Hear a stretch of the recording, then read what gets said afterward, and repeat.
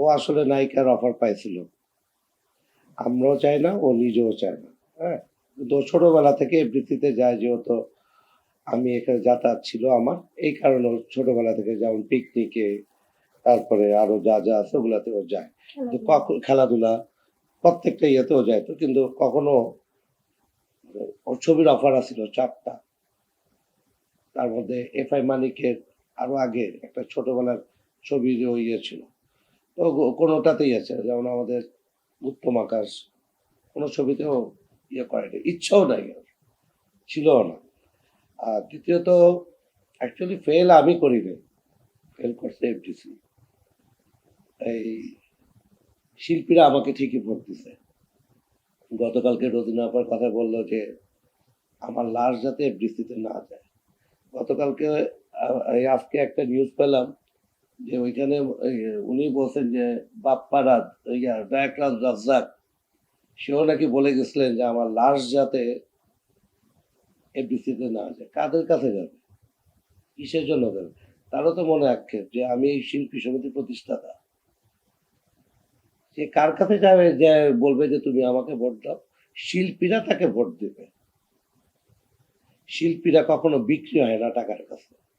আমি তো ওদেরকে একটা কার্ড দিতে গেছিলাম, যে কার্ডটা হচ্ছে 3 থেকে 400 টাকার একটা কার্ড আমি করে দিতে গেছিলাম হেলথ মিনিস্ট্রি থেকে, যাতে ওরা বাংলাদেশের যে কোনো ডাক্তারের কাছে যাক, ওরা যাতে গেলে যাতে ওই 2000-1500 টাকা যে ভিজিট দেওয়া লাগে সেটা করা লাগতো না। কিন্তু ওরা একদিন হয়তো বা 3 দিনে হয়তো 30,000 টাকায় ঘরে নিচ্ছে, 40,000ই নিচ্ছে। ওরা হেরেছে, আমি না। ওরা টাকার কাছে, আর আমি যার কাছে হারছি ওর কোনো যোগ্যতাই না আমাকে হারানো।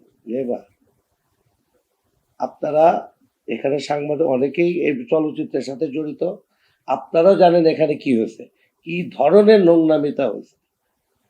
এর আগে আমি পাশ করছি অনেক ভোটে, আমি এমন কি অন্যায় করে ফেলছি যে আমাকে ওরা অপছন্দ করবে?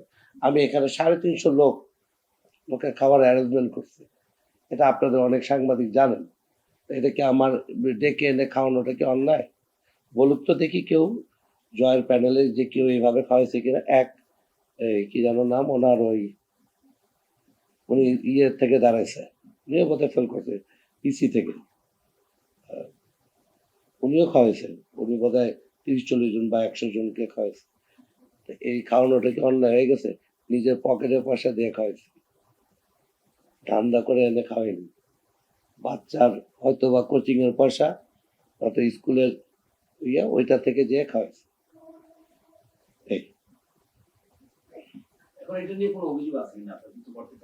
না, আমি এটা নিয়ে অ্যাকচুয়ালি আমার কোনো অভিযোগ নাই। আর যেমন অভিযোগ হচ্ছে একটাই, যে আমি নিপুণে নির্বাচন করেছিলাম অনেক আগে, নামটা নিত আমার এখন হয়, এই ওই মহিলাটার একটা নির্বাচন করে দিয়ে একটা না দুইটা, দীপজল ভাই আমার বলছিল যে দীপজল আমার 2বার রিকোয়েস্ট করছে, একবার হচ্ছে মৌসুমের সময়, আরেকবার ছোঁয়ার সময়।